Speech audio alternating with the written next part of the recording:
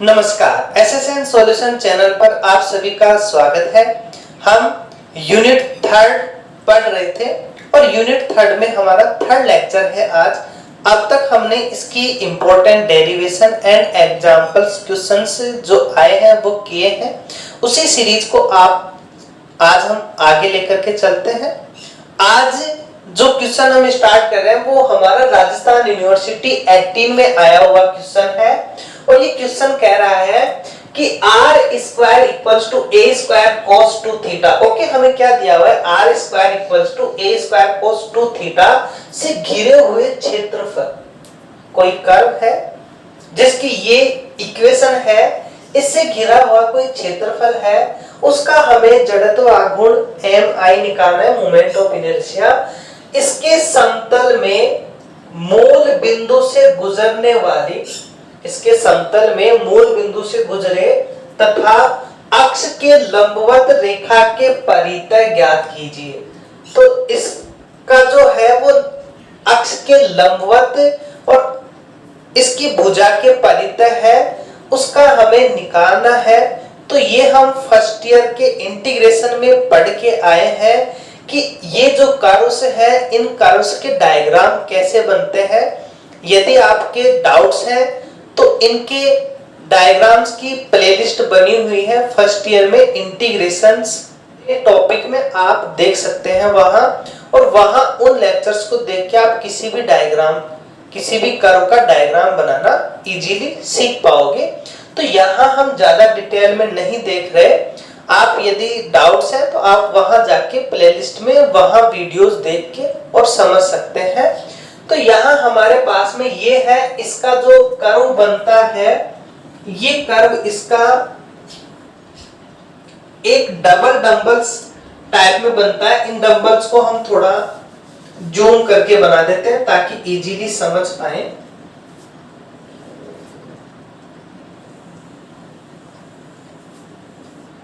तो ये हमारे कुछ इस टाइप से डंबल्स बनेंगे इनके, और ये जो हम लाइन ड्रॉ करेंगे, ये लाइन हमारी theta equals to pi by 4 के ऊपर जाएगी।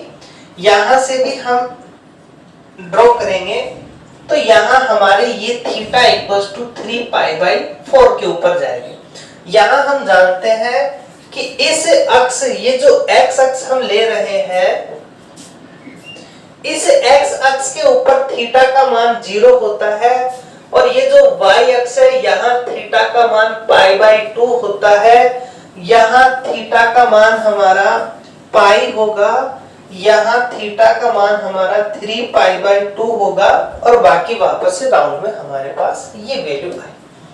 तो ये जो डंबल है ये हमारा इस कर्व का होगा।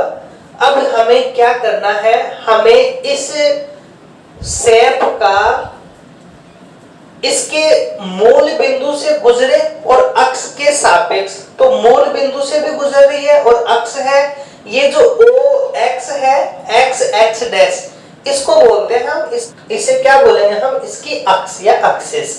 अब क्या है, ये कह रहा है कि इसके मूल बिंदु से गुजरे। ओके, मूल बिंदु से ये गुजर रही है, मूल बिंदु से हमारी ये भी गुजर रही है, तथा अक्ष के लंबवत। ओके, तो ये जो अक्ष है इसके लंबवत तो क्या है, हमारे पास में OY है, तो हमें इसके सापेक्ष क्या निकालना है, इसके सापेक्ष हमें इसका जड़त्व आघूर्ण निकालना है। तो ये हमें डायग्राम बना लिया, हमें पता चल गया किसके सापेक्ष हमें इसका जड़त्व आघूर्ण निकालना है। और ये भी हम जानते हैं कि ये जो शेप है ये सिमेट्रिक होती है, जितनी ये इधर है उतनी ही हमारी इस साइड होगी, जितनी x के ऊपर है उतनी ही x के नीचे होगी। तो यदि हम किसी एक हाफ डंबल में भी हाफ पार्ट की बात करें और यदि हम उसका एरिया निकालें, इसका यदि हम एरिया निकालना चाहें तो इसके एरिया को यदि हम 4 से मल्टीपल कर देंगे तो हमारे पास इस टोटल डंबल का एरिया आ जाएगा। तो हमने क्या किया, हमने इस टोटल का न निकाल के केवल इसके किसी एक डंबल के भी हाफ पार्ट का हम निकाल रहे हैं, तो हमने नाम दे दिया, ये O दिया और यहाँ हमने एक नाम दे दिया, इसको A नाम दे दिया। ओके, तो ये हमारे पास में एक हाफ डंबल की हम बात कर रहे हैं और इस हाफ डंबल में हमें एरिया निकालना है। तो हमने क्या किया, पहले एक अल्पांश लिया हमने, अल्पांश ये r और थीटा में है तो हमने अल्पांश भी एक r और थीटा में लिया। तो यहाँ हमने एक पॉइंट P लिया और यहाँ हमने एक पॉइंट लिया Q। ये जो P पॉइंट ले रहे हैं हम, इसकी डिस्टेंस तो r है इस O से और एंगल थीटा है, और ये जो Q पॉइंट है ये एंगल डेल थीटा है। हमने ये सेप ली, ये हमने P लिया, ये हमने Q लिया। अब देखो इस PQ का मान क्या होगा, हम जानते हैं ये चाप है, अर्क है, और अर्क या चाप का मान होता है त्रिज्या इंटू एंगल, तो इसका मान होगा हमारा r डेल थीटा। अब ये देखो यहां से यहां तक, अब हम इसे को यहां से यहां तक राउंड अप करेंगे तो ये केवल इतना ही एरिया कवर करेगा, हमें तो कंप्लीट एरिया चाहिए। तो एक ये तो यहां से यहां तक हुआ और एक हम यहां से यहां तक भेजे, तो हमने क्या किया, एक इसको थोड़ा सा आगे और बढ़ा दिया, और ये जो इसकी हमने मोटाई जो आगे बढ़ाई है इसे हमने देखो r के सापेक्ष बढ़ाया है, तो इसको बोल दिया हमने डेल r। क्या बोल दिया इसको हमने, डेल r।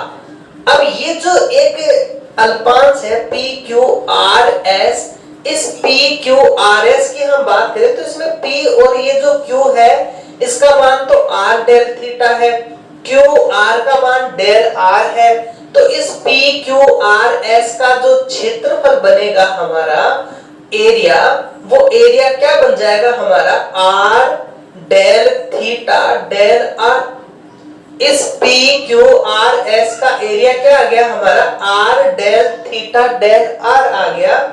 अब हमें करना क्या है, हमें इसका मास निकालना है और हमें इससे इसकी लंबवत दूरी निकालनी है। तो लंबवत दूरी हम निकाल सकते हैं, P से यदि हम इसके ऊपर लंब डालें, इस पे लंब डालें तो ये r है, हमें इसका मान चाहिए। हम जानते हैं ये तो होता है r sin थीटा, निकाल चुके काफी बार, और ये होगा हमारा r cos थीटा।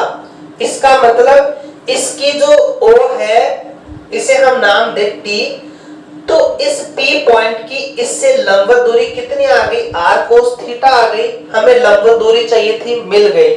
हमें इसका मास चाहिए, मास के लिए हम इसका टोटल मास हम मान सकते हैं कैपिटल M, लेकिन हमें चाहिए क्या, इसके एकांक क्षेत्रफल का मास चाहिए। क्या चाहिए हमें, इसके एकांक क्षेत्रफल का मास चाहिए। अब तक जो हमने क्वेश्चंस किए उनका हमें एरिया या वॉल्यूम है तो वॉल्यूम उनके डायरेक्ट हमें फॉर्मूले पता थे। अब जो हम करने जा रहे हैं उनके हमें डायरेक्ट फॉर्मूले पता नहीं है, तो उनका हमें क्या करना है, पहले तो उनका एरिया हमें फाइंड करना होगा। और एरिया हम कैसे फाइंड करेंगे, फर्स्ट ईयर में इंटीग्रेशन में हमने पढ़ के आए हैं कि किसी भी शेप का हम एरिया कैसे निकालते हैं। फिर भी यदि आपके डाउट है तो उसकी भी कंप्लीट सीरीज बनी हुई है YouTube पे, वहां आप देख सकते हो फर्स्ट ईयर के सिलेबस में। अब पहले हम इसका एरिया निकालेंगे, तो पहले तो हम किसका एरिया निकालें, हम एरिया निकालने से पहले हम इसके जो एकांक क्षेत्रफल है या इसका हम एरिया निकाल रहे हैं। एरिया निकालने के लिए हम क्या करेंगे, इसकी जो लिमिट्स है, हमने एक स्ट्रिप ली, एक स्ट्रिप हम लेते हैं एरिया निकालने के लिए। ऊपर हमने डायग्राम बना रखा है तो स्ट्रिप हम नीचे लेकर के समझा देते हैं। ये हमने एक स्ट्रिप ली, अब ये स्ट्रिप क्या करेगी, ऊपर देखो इस स्ट्रिप को, ये स्ट्रिप यहां से यहां तक जाएगी, यहां से यहां तक जाएगी। तो ये स्ट्रिप कितना एंगल तक मूव की, 0 से π/4 तक। इसका मतलब थीटा की लिमिट कितनी आई हमारी, 0 से π/4। और स्ट्रिप का एक सिरा है 0 पे, तो मतलब r का मान 0, और एक सिरा कहाँ है, इसके कर्व पे। कर्व पे मान कौन देगा हमें, ये देगा। तो r का मान 1 आया हमारा, a √cos 2 theta, a under root cos 2 theta. Positive की बात करें, पॉजिटिव ऊपर वाला होगा, नेगेटिव हमने यहाँ नहीं बनाया स्ट्रिप, पहले से हम इस चीज को समझ रहे हैं इसलिए हमने स्ट्रिप को नीचे बना के समझाया। तो इससे पहले तो हम क्या करें, इसका एरिया निकाल लें। तो इसका जो एरिया होगा हमारा, वो एरिया क्या बन जाएगा, यहां से इसका एरिया बनेगा लिमिट, थीटा की लिमिट है हमारी 0 से π/4, r की लिमिट है हमारी 0 से a under root cos 2 theta. अब हमारे पास में इसका जो हम फॉर्मूला लेते हैं वो फॉर्मूला क्या लेते हैं, into r d theta dr। क्या लेते हैं हम, r d theta dr। r यहां से बनेगा हमारे पास में, तो a under root cos 2 theta d theta dr, ये हमारे पास में वैल्यू आ गई। किसी का एरिया यदि पोलर में हम निकालते हैं तो क्या निकालते हैं हम, थीटा 1 से थीटा 2, r1 से r2, r d theta dr, ये उसका फॉर्मूला होता है। थीटा के दो मान हमें मिल गए, r के दो मान हमें मिल गए, यहां से r का मान निकाला और हमने वैल्यू पुट की। अब ये हमारे पास में वैल्यू है, तो एक काम करो आप, यहाँ r है तो इसको r में ही रहने दो। अब हम इसका इंटीग्रेशन करेंगे तो ये बनेगा 0 से π/4, इस r का इंटीग्रेशन होगा r²/2, लिमिट्स होंगी इसकी 0 से a under root cos 2 theta, और ये हमारा d थीटा। अब हम इसका इंटीग्रेशन में लिमिट रखें तो 0 से π/4, ये 1/2 कांस्टेंट है बाहर होगा, यहां वैल्यू रखेंगे तो a² cos 2 थीटा बन जाएगा, 0 पे 0 बनेगा और इसका करना है हमें d थीटा। a² हमारा कांस्टेंट है, a²/2 हमारा बाहर होगा, 0 to π/4 cos 2 theta d theta. इसका हम इंटीग्रेशन करें तो a²/2 cos 2 थीटा का होगा sin 2 थीटा/2, लिमिट होंगी इसकी 0 से π/4, a² ये 2 भी बाहर आएगा तो 4 होगा, यहां हम लिमिट लगाएं π/4 तो ये π/2 बनेगा, तो इसका मान होगा 1, 0 पे 0, तो इसका मान आ गया a²/4। क्या है इसका मान, a²/4। किसका क्षेत्रफल आया, ये केवल इसका क्षेत्रफल आया है, हमें टोटल का मान चाहिए। तो इस टोटल का क्षेत्रफल कितना हो जाएगा, इसको 4 से मल्टीपल कर देंगे तो इसका जो कंप्लीट एरिया है वो क्या आ जाएगा हमारा a²। ओके, इसका जो कंप्लीट क्षेत्रफल है वो कितना आ गया हमारे पास में a², तो ये आ गया हमारे पास में a² इसका क्षेत्रफल।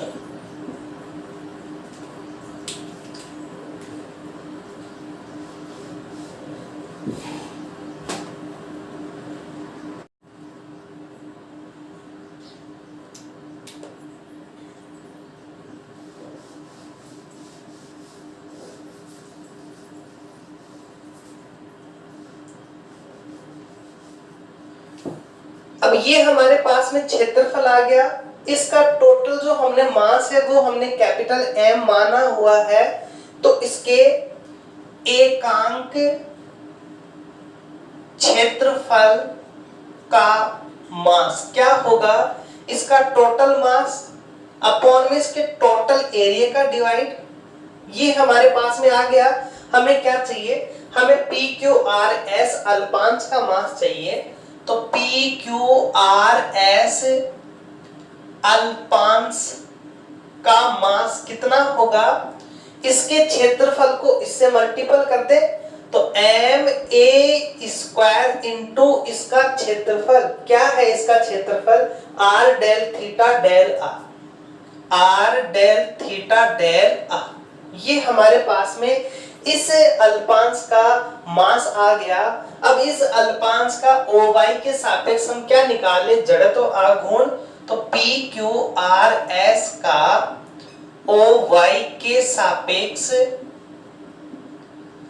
जड़त्व आघूर्ण क्या बनेगा, इसका मास इंटू लंबवत दूरी का स्क्वायर, तो m a square r del theta del r into इसकी लंबवत दूरी है r कोस थीटा, तो r कोस थीटा का होल स्क्वायर। ये आ गया हमारा पी क्यू आर एस का। हमें तो चाहिए किसका, हमें तो इस कंप्लीट का चाहिए, हमें तो इस कंप्लीट का चाहिए। और कंप्लीट का निकालने के लिए हम इसका निकाल लें और उसे हम 4 से मल्टीपल कर दें, तो इसका जो क्षेत्रफल होगा r square equals to a square cos 2 theta का ओ वाई के सापेक्ष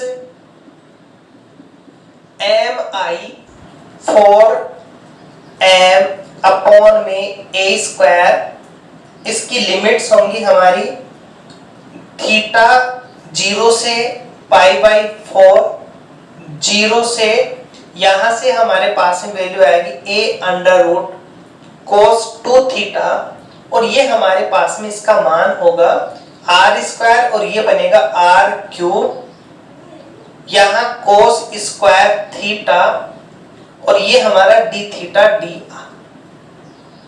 अब हम इसका इंटीग्रेशन करें तो यहां जो r क्यूब है, इस r क्यूब का r के रेस्पेक्ट में होगा हमारा 4m अपॉन में a स्क्वायर हमारा बाहर चल रहा है 0 से पाई बाई 4। यहां जो हमारी वैल्यू होगी वो होगी r4/4, लिमिट इसकी 0 to a under root cos 2 theta और ये हमारा cos square theta d theta. ओके, अब हम यहाँ लिमिट अप्लाई करें तो हमारे पास जो वैल्यू बनेगी इसकी वो बनेगी 4m। देखो 4 से 4 कैंसिल हो जाएगा हमारा, तो यहां बचेगा m, ये हमारा a स्क्वायर, ये 0 टू पाई बाई 4। अब हम इसकी लिमिट अप्लाई करें यहां तो ये बनेगा हमारा a की पावर 4, यहां अंडर रूट की पावर 4 करेंगे तो बनेगा कोस स्क्वायर 2 थीटा, ये कोस स्क्वायर थीटा, 0 हम अप्लाई करेंगे तो 0 रह जाएगा, तो ये आया हमारा डी थीटा। ओके, अब हमारे पास में ये वैल्यू आ गई कोस स्क्वायर 2 थीटा, कोस स्क्वायर थीटा और ये डी थीटा। अब हम इसे सॉल्व करें तो इसे हम 2 थीटा में कन्वर्ट कर दें और फिर यहां हम गामा फंक्शन बनाने के लिए 2 थीटा को एक अलग से एंगल मान लें, तो वो प्रोसेस हम कर रहे हैं ताकि इसका इजी वे में हम इंटीग्रेशन कर सकें। तो हमने क्या किया, m square 0 to pi by 4 को हमने एज इट इज रहने दिया, a की पावर 4 बाहर है, इसे भी आप कॉमन ले लो, कैंसिल हो जाएगा ये आगे। तो हमारे पास में ये 2 थीटा है, इसको 2 थीटा रहने दो, इसको हमें 2 थीटा में कन्वर्ट करना है तो इसको लिख दिया हमने 1 प्लस कोस 2 थीटा बाई 2 और ये हमारा डी थीटा। ओके, अब हमने क्या किया, इस 2 थीटा को एक अलग से फंक्शन मान लिया, 2 थीटा बराबर 5 माना, तो यहां से डी थीटा बनेगा हमारा डी फाई बाई 2। क्यों किया, क्योंकि एंगल 0 से पाई बाई 2 में हो जाए, 0 से पाई बाई 2 में डायरेक्ट हम गामा फंक्शन अप्लाई कर देंगे। तो गामा फंक्शन अप्लाई करने के लिए हमने ये सब कुछ किया। अब इसका हम आगे सॉल्व करें तो हमारे पास में वैल्यू बनेगी यहां एम ए स्क्वायर, ये हमारा बाई 2 बाहर आ जाएगा, तो ये बनेगा एम ए स्क्वायर बाई 2, यहां लिमिट होगी इसकी 0 से पाई बाई 2, यहां कोस स्क्वायर 2 फाई का बनेगा हमारा कोस स्क्वायर फाई, यहां बन जाएगा इंटू 1 प्लस कोस फाई,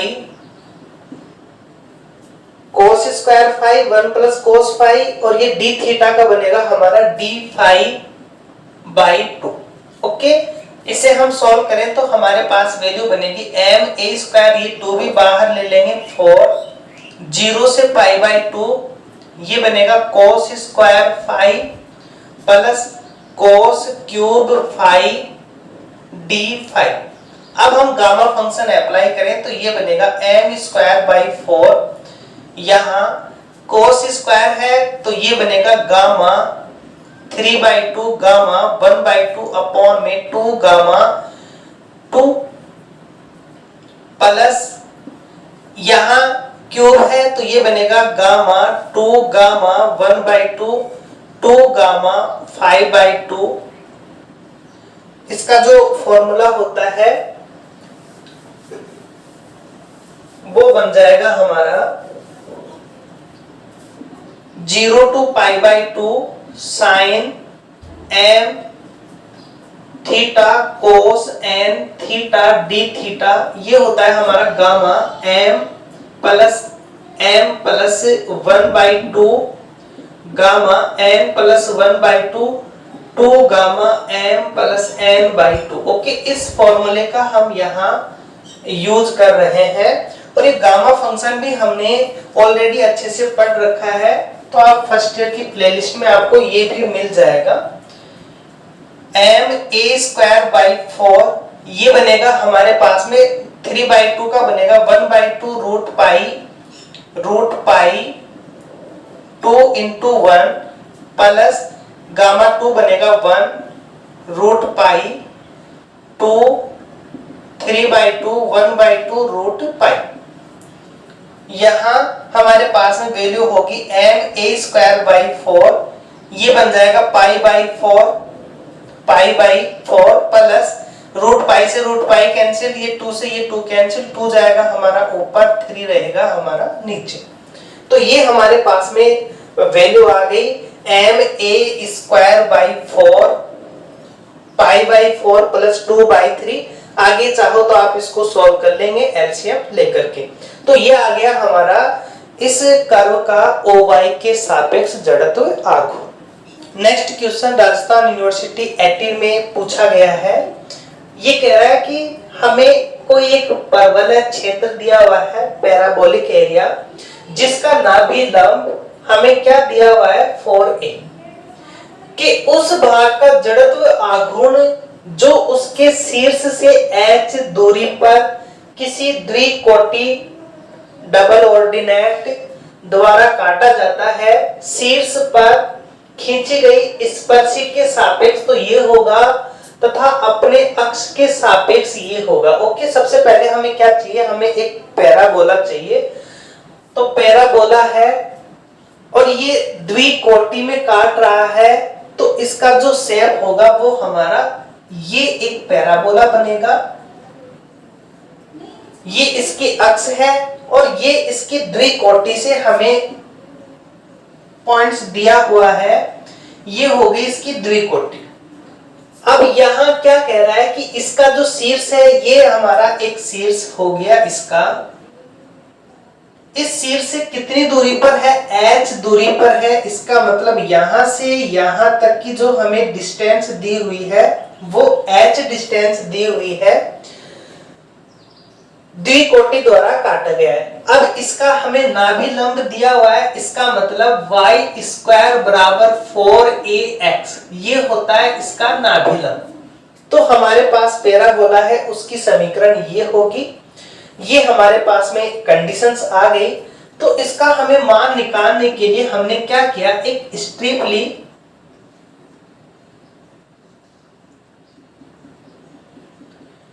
और ये y के अकॉर्डिंग है, तो हमने इसकी ये हाइट y मान ली। ओके, ये हमने y मान ली और यहां से यहां तक की डिस्टेंस हमने x मान ली। साथ में इसकी जो मोटाई है ये मोटाई हमने डेल x मान ली, डेल x। तो ये y है हमारे पास में, तो ये भी हमारी y होगी, तो टोटल तो इसकी 2y हुई। इसका हम एरिया निकालें तो ये हमारा PQRS की हम बात करें तो PQRS का जो एरिया होगा, इसकी लंबाई को इसकी चौड़ाई से मल्टीपल कर देंगे तो 2y डेल x। ये हमारा इस PQRS का एरिया आ गया हमारे पास में। अब ये क्या कह रहा है, ये कह रहा है कि जड़त्व आघूर्ण आप निकालिए किससे, एक तो शीर्ष पर खींची गई स्पर्शी से, ये इसका शीर्ष हुआ और शीर्ष पर ये स्पर्श रेखा ड्रॉ की गई है OY, तो इसके सापेक्ष इसका जड़त्व आघूर्ण, तो यहां से इसकी लंबवत दूरी हमें पता है, इसका मास हम निकाल लेंगे सापेक्ष, और दूसरा कह रहा है अपने अक्ष के सापेक्ष, और दूसरा ये जो इसकी अक्ष है इस अक्ष के सापेक्ष क्या होगा, तो ये दो हमें जड़त्व आघूर्ण निकालने हैं। तो इन निकालने से पहले हमें क्या चाहिए, इस पैराबोला का क्या चाहिए, एकांक क्षेत्रफल का मास चाहिए, और एकांक क्षेत्रफल का मास निकालने के लिए हमें क्या चाहिए, पहले तो ये क्षेत्रफल चाहिए, क्षेत्रफल आ गया तो m में हम उसका डिवाइड कर देंगे, आ जाएगा मान। अब इसका क्षेत्रफल यदि हम निकालें तो देखो ये जो स्ट्रिप है, ये स्ट्रिप कहां से कहां तक जा रही है हमारी, ये स्ट्रिप यहां से यहां तक जा रही है। हम केवल इस हाफ पार्ट की बात करें, हाफ पार्ट की बात करें तो स्ट्रिप कहां से कहां तक गया हमारा, 0 से h तक, क्योंकि यहाँ x का मान h है दिया हुआ है हमें, और यहाँ x का मान 0 है, यहाँ y का मान 0 होता है, और यहाँ y का मान हम यहाँ से निकालेंगे, तो यहाँ पे जो y का मान होगा वो होगा हमारा 2√ax। तो यदि हम इसे का एरिया निकालें तो इस स्ट्रिप को हम यहां से यहां तक पहुंचा दें तो हमारे पास इस ऊपर वाले का एरिया आ जाएगा, और इसको 2 से मल्टीपल कर देंगे तो कंप्लीट एरिया आ जाएगा। तो हम पैराबोला का एरिया निकालें तो परवलय का जो क्षेत्रफल हम निकालेंगे, परवलय का क्षेत्रफल क्या होगा, वो 2 से मल्टीपल होगा, x की लिमिट 0 से h, y की लिमिट 0 से 2√ax dy, क्या लिख देंगे हम, dx dy, x के अंदर और y के अंदर। अब हम इसका एरिया निकालें तो ये बना 0 to h, यहां dy का होगा हमारा, dy का y बन जाएगा, लिमिट लगाएंगे तो बनेगा 2√ax, ये हमारा dx, यहां से 2 बनेंगे 4, √a आएगा बाहर, x की पावर 1/2 का होगा, x की पावर 3/2, 0 to h, तो ये बनेगा हमारे पास में, ये 2 जाएगा ऊपर तो 8/3, यहां वैल्यू रखेंगे तो ये बन जाएगा h√ah। ये आ गया हमारे पास इस परवलय का क्षेत्रफल। अब यदि हम इस परवलय का टोटल मास कैपिटल M लें तो हमारे पास में एकांक क्षेत्रफल का मास आएगा, एकांक क्षेत्रफल का जो मास होगा वो क्या हो जाएगा, m अपॉन में इसका एरिया, तो 8/3 पाई h√ah, ये बनेगा हमारे पास में 3m/8, 3/8 h√ah, ये आ गया हमारे पास में इस परवलय के एकांक क्षेत्रफल का मास। अब हम यदि इस PQRS की बात करें तो PQRS है, PQRS का मास कितना होगा हमारा, PQRS का मास होगा, इसका क्षेत्रफल कितना है 2y∆x इंटू इसका मास एकांक क्षेत्रफल का 3m/h√ah, ये आ गया हमारे पास में इसका मान। तो ये बना हमारा 3/4m, यहां से y, ये हमारा डेल x अपॉन में ये h√ah, ये आ गया हमारे पास इस स्ट्रिप का मास। अब हमें क्या निकालना है, इस स्ट्रिप की इस OY से जड़त्व आघूर्ण, तो यहाँ हमारे पास में लंबवत दूरी x है, इसका स्क्वायर हम निकाल लेंगे। तो फर्स्ट निकाल रहे हैं हम, फर्स्ट की हम बात करें, फर्स्ट PQRS का ओ वाई के सापेक्ष एम आई। तो जैसे हम पी क्यू आर एस का ओ वाई के सापेक्ष एम आई निकालेंगे तो ये बनेगा हमारे पास में इसकी लंबवत दूरी का स्क्वायर इनटू इसका मास। तो मास है हमारे पास में 3m/4 y अपॉन में h del x under root A H. तो ये हमारे पास में इसकी वैल्यू, और यहां है हमारे पास में इसकी लंबवत दूरी है x, x स्क्वायर हो जाएगा हमारे पास। अब हमें क्या चाहिए, हमें इस पैराबोला का चाहिए। तो परवलय का ओ वाई के सापेक्ष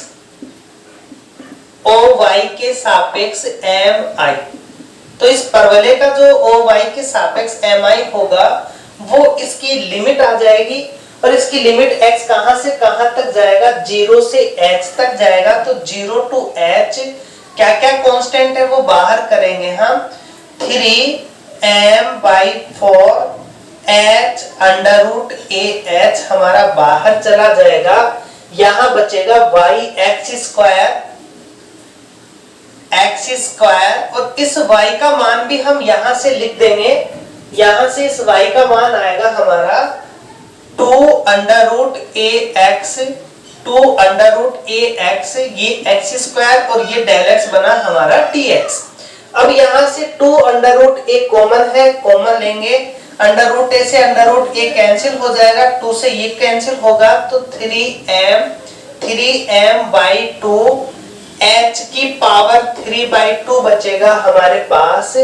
यहाँ लिमिट होगी 0 से h।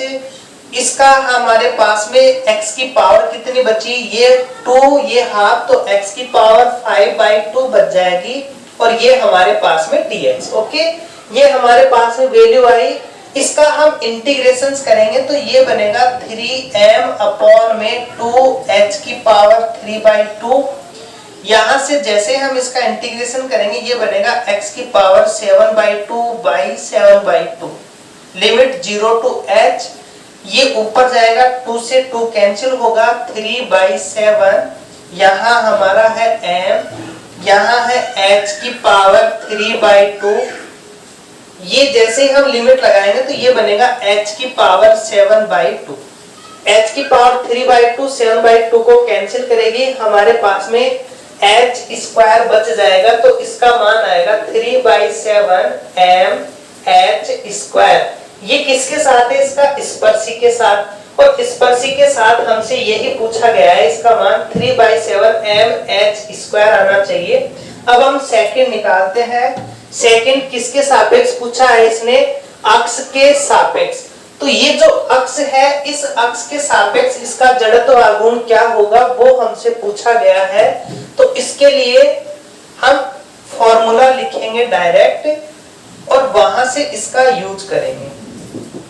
क्या है फॉर्मूला, ये हम जानते हैं क्या, कि यदि कोई स्ट्रिप है ऐसी और उसकी लंबाई यदि 2a है, उसके मध्य बिंदु से कोई परपेंडिकुलर लाइन है, उस लाइन के सापेक्ष यदि इसका जड़त्व आघूर्ण निकालना हो तो इसका जो जड़त्व आघूर्ण होगा वो होगा हमारा ma²/3।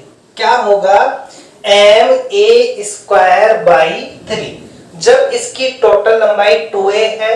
अब यहां हम बात करें इसकी टोटल लंबाई कितनी है, 2y, और ये जो अक्ष है ये इसके मध्य बिंदु से गुजर रही है और इसके क्या है, लंबवत है। तो यहाँ हम डायरेक्ट इस फॉर्मूले का यूज करेंगे। इसका हमें मास चाहिए, मास हमें पता है, इसका मास क्या है हमारे पास में, ये इसका मास है /3, और यहाँ पे जो a है, a का मान क्या है, यहाँ y है। तो ये हम यहाँ पे लिमिट अप्लाई करेंगे।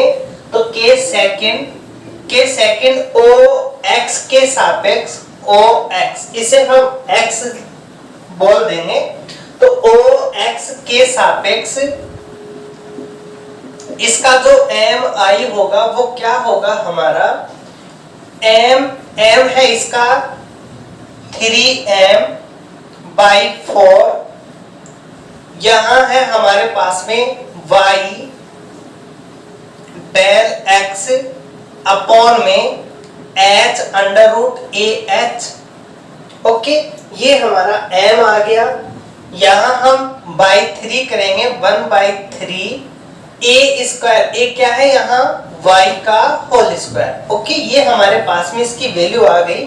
3 से 3 कैंसिल हो जाएगा, ये बनेगा हमारा m/4,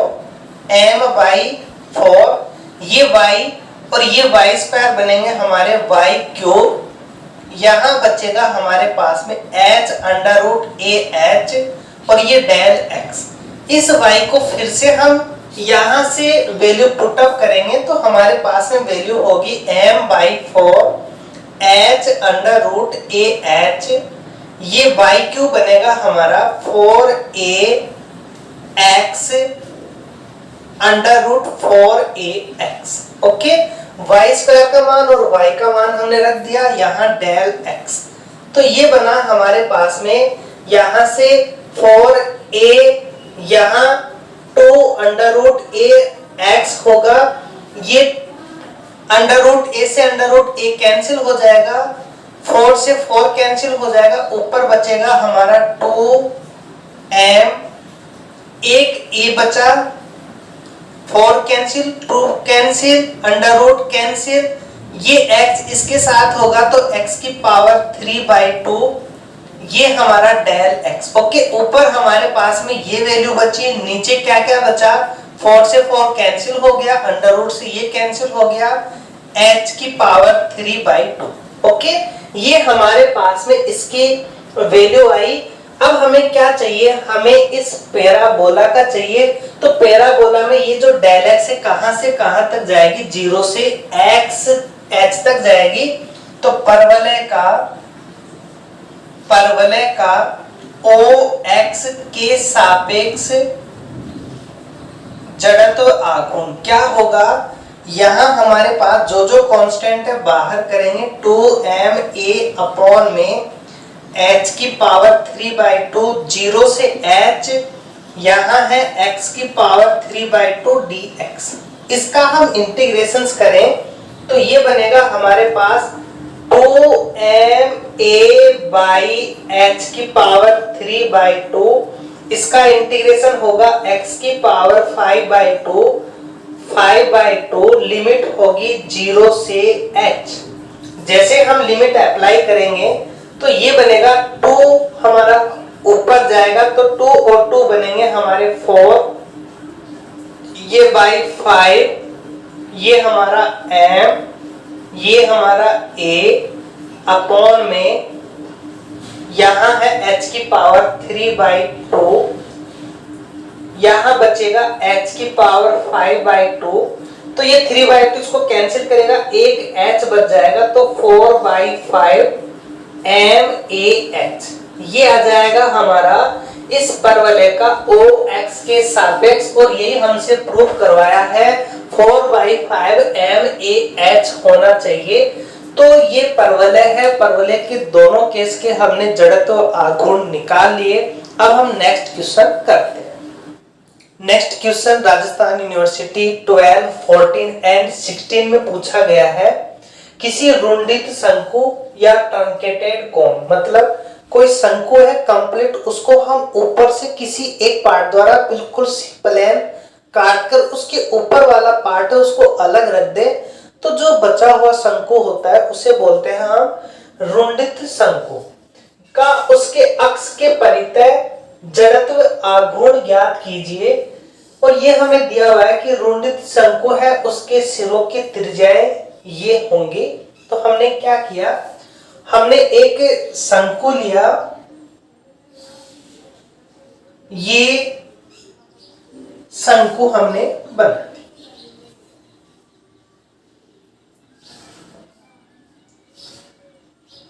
ये हो गया एक रुंडित शंकु।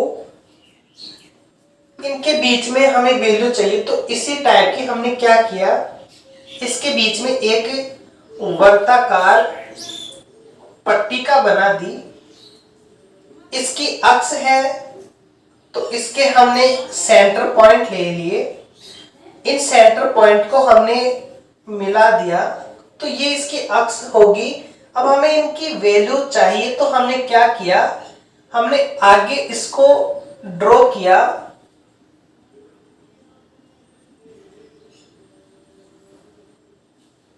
यहां तक, और इस पॉइंट को हमने O बोल दिया। ओके, ये हमने खुद ने, अब इस क्वेश्चन को करने के लिए इजीली हमने कर पाए, इसलिए हमने खुद ने इसको माना कि ये पॉइंट और ये पॉइंट इस O पॉइंट पर जाकर के मिलते हैं, तो ये इसका शीर्ष है और ये शीर्ष कोण है अल्फा, तो ये भी हमारा शीर्ष कोण अल्फा होगा।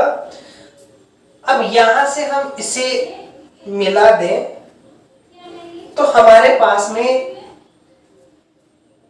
पॉइंट्स आएंगे, उन पॉइंट्स को हम नाम दे देंगे। ये हमने O दिया, इसको हमने A पॉइंट बोल दिया, B पॉइंट बोल दिया, C पॉइंट बोल दिया, D, E, F। ओके, ये हमने इनको नाम दे दिए। अब हमें क्या चाहिए, हमें ये जो पट्टिका है, इस पट्टिका को हमें यहां से यहां तक लेकर के आना है। तो यहां से यहां तक लेकर के आएंगे तो हमें यहां से यहां तक की जो वैल्यू है वो पता होना चाहिए, ताकि यहां से और फिर यहां से यहां तक की वैल्यू पता होना चाहिए, ताकि हम इस पट्टिका को इस पॉइंट से इस पॉइंट पर लेकर के आए। अब यहां हमें दिया हुआ है, क्या दिया हुआ है कि इसकी जो सिरों की जो त्रिज्याएं हैं वो A और B है, तो ये हमने A मान लिया, इसे हमने B मान लिया। ओके, ये हमारे पास में त्रिज्या है, सिरों की है, तो ये हमने B मान लिया। अब इस त्रिभुज की हम बात करें, हमें ये चाहिए, तो ये हमारा एंगल है, तो ये लंब होगा, ये 90 का है, तो ये हमारा कर्ण हो गया। तो हमारे पास में आधार और लंब में रिलेशन कौन देता है, आधार और लंब में हमारे पास में रिलेशन आएगा, tan भी होता है और cot भी होता है। तो इस त्रिभुज की हम बात करें, इसमें हमारे पास में ये जो B है, B इसका लंब होगा, तो B अपॉन में OA इक्वल्स टू क्या होगा, tan अल्फा। हमें मान चाहिए किसका, OA का, तो ये बनेगा B cot अल्फा। तो OA बना हमारा, ये बना B cot अल्फा। ऐसे ही OC, ये एंगल सेम है, इसका मान A है, तो ये OC क्या बन जाएगा हमारा, OC बनेगा हमारा ये A cot alpha, A cot alpha बन जाएगा हमारा OC का मान। हमें ये पट्टी है, इस पट्टी की हमें रेडियस चाहिए ताकि हम इसका क्षेत्रफल निकाल सकें। तो ये हमने मान लिया कि O से इसकी पट्टिका की जो डिस्टेंस है वो डिस्टेंस हमने x मान ली, और इसकी जो ये मोटाई है, मोटाई हमने डेल x मान ली। ओके, इस पट्टिका की O से डिस्टेंस x है, मोटाई डेल x है, तो हमें इसकी त्रिज्या चाहिए। तो ये हमारे पास में एंगल अल्फा है, ये कोट में आएगा, और एंगल के सामने लंब होगा वो tan में आएगा, तो इसका मान हो जाएगा x tan अल्फा। तो हमारे पास इस पट्टिका की त्रिज्या आ गई x tan अल्फा। हमें इसका क्षेत्रफल को यदि इस मोटाई से मल्टीपल कर देंगे तो आयतन आएगा, क्योंकि यहां से यहां तक ये ठोस भरा हुआ है, खोखला नहीं दिया हुआ, हमें एक रुंडित शंकु दिया हुआ है जो कि भरा हुआ है। तो हमें इस पट्टिका का आयतन चाहिए। तो इस पट्टिका का जो आयतन आएगा हमारे पास, पट्टिका का आयतन वो क्या बन जाएगा, वॉल्यूम। इसका क्षेत्रफल ले हम, और क्षेत्रफल क्या है हमारे पास, क्षेत्रफल तो ये एक सर्किल है, तो सर्किल का क्षेत्रफल क्या होगा हमारा, सर्किल का क्षेत्रफल होता है पाई आर स्क्वायर। तो ये बनेगा पाई आर क्या है, x tan अल्फा का होल स्क्वायर। ये तो आ गया हमारा इसका क्षेत्रफल, और इसकी मोटाई कितनी है, डेल x। इसकी मोटाई से हमने इसको मल्टीपल कर दिया तो हमारे पास इस वर्ताकार पट्टिका का क्या आ गया, आयतन आ गया ये हमारे पास। अब हमें क्या चाहिए, हमें इस पूछा क्या है, इसके अक्ष के परितः। ओके, ये अक्ष होगी इसकी, इस अक्ष के सापेक्ष हमें इसका जड़त्व आघूर्ण पूछा है। तो इसका अक्ष के सापेक्ष जड़त्व आघूर्ण निकालें उससे पहले हम क्या निकालें, इस रुंडित शंकु के एकांक आयतन का मास निकाल लें। उसके बाद हम इस पट्टिका का मास निकालें और फिर हम डायरेक्ट फॉर्मूला अप्लाई करके इसको यूज में लेंगे। तो इसका आयतन निकालने के लिए हमने क्या किया, इस पट्टिका को हम यहां से यहां तक पहुंचा दे, इस पट्टिका को हम यहां से यहां तक पहुंचा दे तो ये कंप्लीट जो क्षेत्रफल है वो आ जाएगा हमारा। तो इस पट्टिका को हमने यहां से यहां तक पहुंचाया तो हमारे पास ये जो नाम है इनको हम दे देंगे A B C D E F तक दे दिया हमने, ये जी एच आई। ओके, तो ये जो हमारे पास में रुंडित शंकु है, रुंडित शंकु, इसका हम मान निकालें।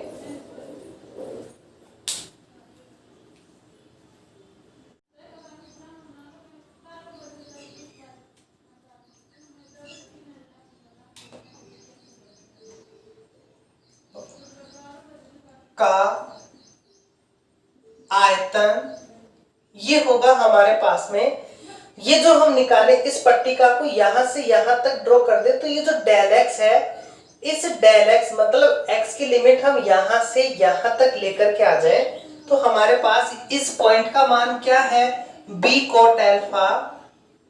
बी कोट एल्फा से हम कहां तक लेके आए, यहां तक, और इसका मान है ए कोट एल्फा।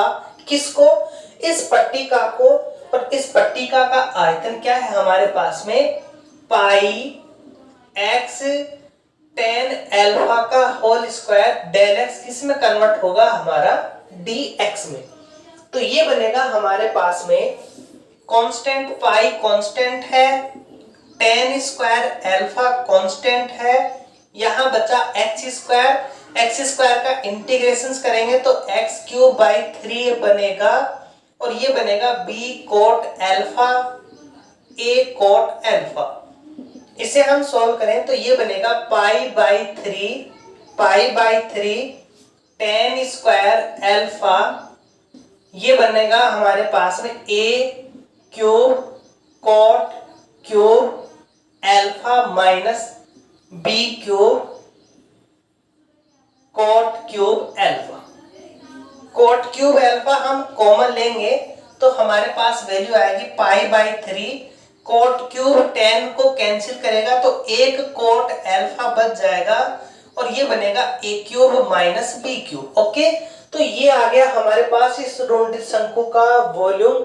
हमें चाहिए एकांक आयतन का मास। तो एकांक आयतन का मास क्या होगा, टोटल में से हम इसका आयतन डिवाइड करेंगे तो ये बनेगा 3m अपॉन में pi cot alpha A cube minus B cube. इसे हम मल्टीपल कर देंगे किससे, इसके आयतन से, तो हमारे पास इस पट्टिका का आयतन आ जाएगा। इस पट्टिका का आयतन ये है, इसे हम इससे मल्टीपल कर दें एक्स टेन एल्फा के होल स्क्वायर डेल एक्स से, तो हमारे पास क्या आ गया, हमारे पास आ गया इस पट्टिका का मास। इस पट्टिका का मास आ गया।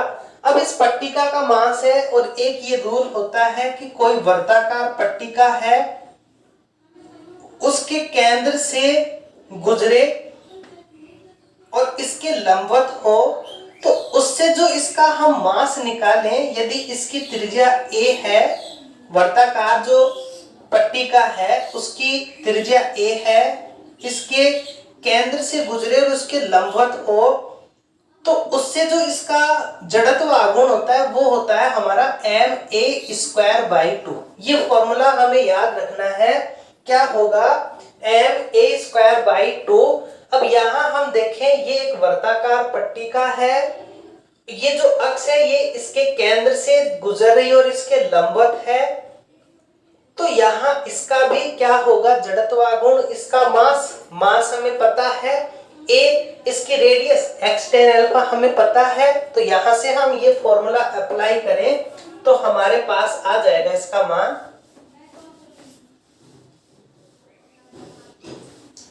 तो ये बनेगा हमारा पट्टिका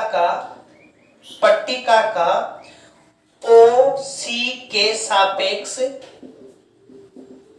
जड़त्व आघूर्ण क्या बनेगा, इसका मास है हमारे पास 3m pi cot alpha a cube minus b cube. Pi से पाई कैंसिल हो जाएगा हमारा, और यहां है हमारे पास में tan स्क्वायर अल्फा,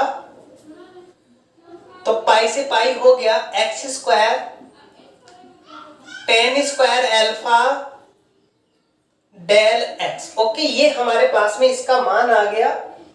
और क्या है, बाई 2, तो बाई 2 और क्या है a स्क्वायर, इसकी रेडियस क्या है x square tan square alpha. तो ये बनेगा हमारे पास में 3/2 m, ये हमारा x स्क्वायर x की पावर 4 होगा, tan स्क्वायर और ये ऊपर जाएगा तो 10 की पावर 5 अल्फा। नीचे है हमारे पास में a cube minus b cube, x square बना हमारा x की पावर 4 और ये आ गया हमारा डेल x। ओके, तो ये आ गया हमारा पट्टिका का इस OC के सापेक्ष जड़त्व आघूर्ण का मान। अब आगे हमें निकालना किसका है, इस रुंडित शंकु का। तो रुंडित शंकु का OC के सापेक्ष जड़त्व आघूर्ण क्या बनेगा, ये जो डेल एक्स है कहां से कहां तक, यहां से यहां तक आएगी। तो जो कांस्टेंट है उसे हम बाहर कर देते हैं, 3/2 m tan की पावर 5 अल्फा अपॉन में a cube minus b cube constant है बाहर, ये b cot अल्फा से a cot अल्फा तक और x की पावर 4 dx, x की पावर 4 dx। इसका हम इंटीग्रेशन करेंगे तो ये बनेगा 3/2 m tan की पावर 5 अल्फा अपॉन में a cube minus b cube, x की पावर 5/5 तो ये बनेगा a की power 5 cot 5 alpha minus b की पावर 5 cot 5 अल्फा अपॉन में 5। यहां से cot की पावर 5 कॉमन आएगा, वो इस tan को कैंसिल कर देगा। तो ये बना हमारे पास में 3/10 m a cube minus b cube और यहां से बचा a की पावर 5 माइनस b की पावर 5। तो ये आ गया हमारा रुंडित शंकु का उसकी अक्ष के सापेक्ष जड़त्व आघूर्ण। ओके, तो ये थे हमारे आज के लेक्चर्स के क्वेश्चन। बचे हुए क्वेश्चन हम नेक्स्ट लेक्चर में लेकर के आएंगे। यदि आप चैनल पर नए आए हैं और अभी तक आपने चैनल को सब्सक्राइब नहीं किया तो सब्सक्राइब जरूर करें, साथ ही अपने फ्रेंड सर्किल तक चैनल को शेयर जरूर करें ताकि इस सीरीज का फायदा ज्यादा से ज्यादा स्टूडेंट्स उठा सके। Okay, thank you for watching.